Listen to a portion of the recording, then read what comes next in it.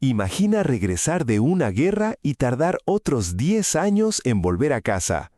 Esta es la historia de Odiseo, también llamado Ulises, rey de Ítaca y uno de los héroes más astutos de la mitología griega. Tras luchar durante 10 años en la guerra de Troya, Odiseo inicia el viaje de regreso junto a sus hombres. Pero los dioses tienen otros planes. Primero llegan a la isla de los Cíclopes, donde el gigante Polifemo encierra a la tripulación en una cueva. Para escapar, lo emborracha, lo ciega y le dice que su nombre es Nadie. Después, sus hombres abren la bolsa de los vientos, creyendo que contiene un tesoro, y una tormenta los aleja de Ítaca. También deben resistir el canto mortal de las sirenas. Odiseo ordena a sus marineros taparse los oídos con cera, mientras él permanece atado al mástil para poder escucharlas sin morir.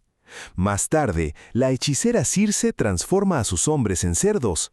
Después, Odiseo desciende al mundo de los muertos y se enfrenta a monstruos como Escila y Caribdis. Finalmente, todos sus compañeros mueren. Odiseo queda atrapado durante años en la isla de la ninfa Calipso.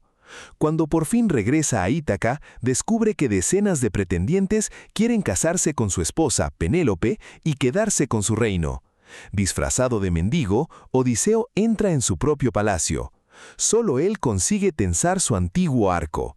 Entonces revela su identidad y recupera su hogar.